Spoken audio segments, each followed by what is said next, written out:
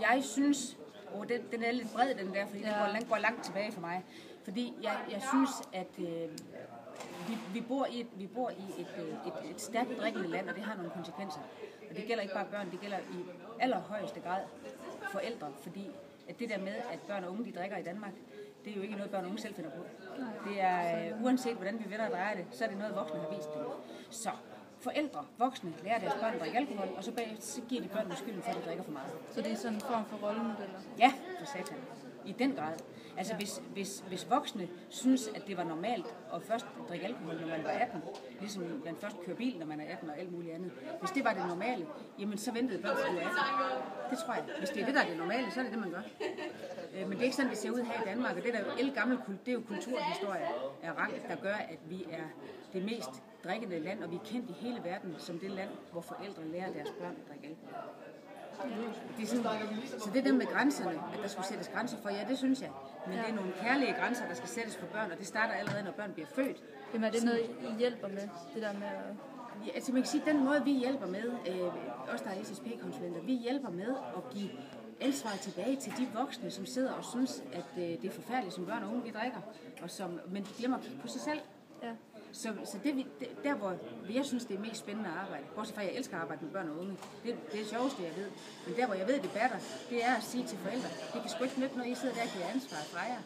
Det er fandme jer, der har lært dem det. Så tag ansvar tilbage og driv omsorg for jeres børn. Slip dem som teenager, som de skal, men bliv ved med at sætte de kærlige grænser, fordi børn og unge efterspørger det selv, når jeg spørger. Langt op i alder, selv i gymnasiet, fortæller piger og drenge mig, at de vil egentlig stadigvæk gerne have, at forældre guider dem på det her. Men de skal vide, hvad de snakker om, forældrene. De skal ikke bare sådan håbløst sige et eller andet. Det er vi blevet for store til, ikke? Ja, det skal de ikke. Men de skal blive med at være vores forældre, men på den gode måde. Og alt afhængig af, hvorfor en alder vi har. Jeg ved godt, det er sådan lidt klumset svar, men det er fordi, det starter nedefra for mig, ikke også? Det kan ikke nytte noget, at man først, når ens børn går i 9. og siger, gud, jeg skal til at sætte nogle grænser. Altså, den holder jo ikke. Så det starter lige frem, man står ved fodgængerfeltet med rød og rød mand og lærer sine børn kærligt, hvordan vi manøvrerer i det liv her. Og så gælder det også i alkohol. Og så gælder det, at forældre, de selvfølgelig skal vise vejen. Og så have en sund tilgang til alkohol. Hvilket de fleste af os jo også har. Men der er bare hver 10. familie, der drikker forældrene så meget, at det skader deres børn. Hvad så med det, at børn og unge, de starter en tidligere med at drikke? Det er det, der er problemet. Og det er derfor, hele vores arbejde går ud på at få vores børn og unge til at drikke så sent som muligt. Fordi det kan ses på alle statistikker. Ja. Og så fordi det er sådan, uanset hvordan man vender og drejer det, så er hjernen først færdigudviklet som 21-årig. Og der går et stykke tid, før vi venter med at drikke til vi er 21. Det er ikke sikkert, at vi nogensinde når dertil. Ikke i vores tid i hvert fald. Men der vil være en god idé i det. Fordi hvis man først drak som 21-årig, når hjernen er færdig, og hvis man først begynder at ryge som altså hvis man først begynder at indtage rusmidler som 21-årig, så kan du ikke blive afhængig. Afhængighed, den grundlægges tidligt. Og det er derfor, jo senere vi kan skubbe vores børn, så bliver risikoen for afhængighed mindre. Og det gælder både nikotin og alkohol og narko og alt muligt andet, at jo længere vi kan skubbe vores børn, så daler den her. Så det er det, der er kunst. Det hænger simpelthen sammen. Og jeg kan give et lille eksempel, fordi jeg elsker at snakke med alkoholikere, voksne alkoholikere. Jeg snakker med dem hele tiden, jeg er pissenysgerrig. Og de klogeste mennesker, jeg kender, det er alkoholikere, der er blevet ædru, som de rent faktisk har fornuften og kan tale ud fra.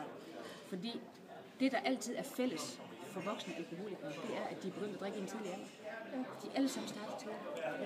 Så det ved man, at jo længere vi kan skubbe, at man begynder at drikke alkohol, jo mindre er risikoen for, at man bliver afhængig. Det er jo fedt.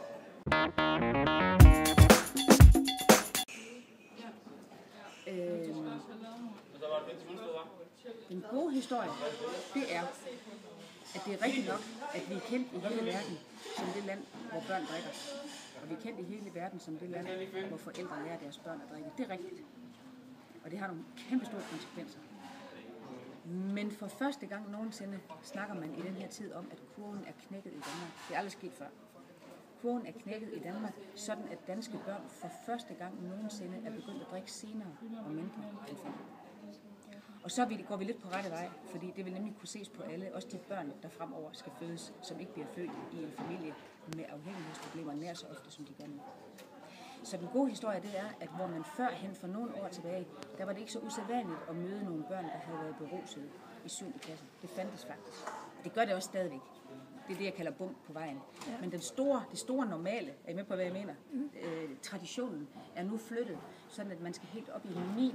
før at man begynder at gå til festmad. Jeg kan stadigvæk godt finde en i 8. der har fået lov. Og det er som regel fra en familie, hvor man har en stærk tradition for alkohol i forvejen også. Så får børnene det også. Men ellers den store klump af børn i Danmark er skubbet hen i anden halvdel af 9. Så der er flere, der venter til anden halvdel af 9. end der er begyndt at drikke før. Og det er jo enormt positivt. Så når I bliver forældre engang, så vil I opleve, at til den tid, der vil jeres børn drikke senere, end hvor I starter.